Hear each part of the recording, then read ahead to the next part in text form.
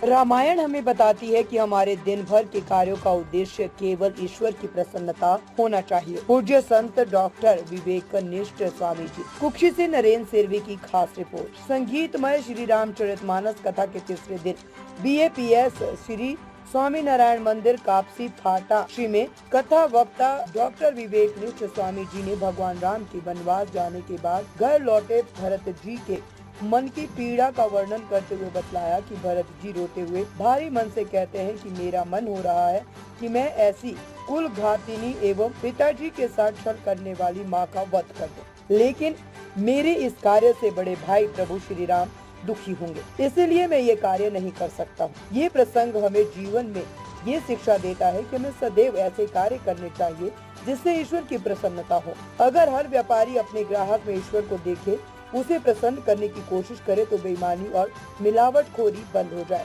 Doctor प्रत्येक मरीज में ईश्वर देखे तो मरीज का हित हो जाए। सभी व्यक्ति अगर जीवन में ये सोच ले कि मुझे केवल ईश्वर की प्रसन्नता हेतु कार्य करना है, तो इस देश से बेईमानी, मिलावट, झूठ इत्यादि हर समस्या का समाधान हो जाए। रामायण का प्रत्येक पात्र हमें जीवन में सत्यता एवं ईमानदारी का संदेश देता है। माता सुमित्रा ने अपने पुत्र लक्ष्मण जी के बड़े भाई प्रभु श्री राम की सेवा के लिए पुत्र लक्ष्मण जी को वन में जाने का आदेश कर दिया। एक माँ ने प्रभु की सेवा के लिए अपने पुत्र का त्याग कर दिया और इसी प्रकार आज के इस कलयुग में 1200 से अधिक माताओं ने अपने पुत्रों का भगवान स्वामी नारायण एवं BAPS संप्रदाय के प्रकट श्री हरि गुरु परंपरा के सच्चे संतों की सेवा के लिए अपने पुत्रों का त्याग कर दिया। इस कलयुग में इस त्याग से बढ़कर और क्या त्याग हो सकता है।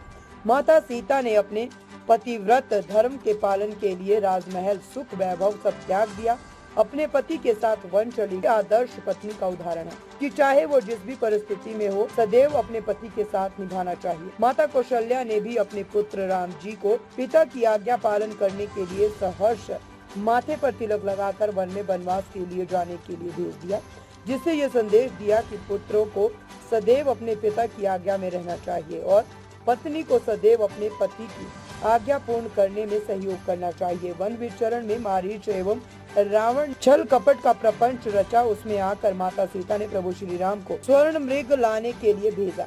ये प्रसंग हमें ये संदेश देता है कि किसी भी परिस्थिति में हमें किसी प्रकार के लालच में नहीं आना चाहिए।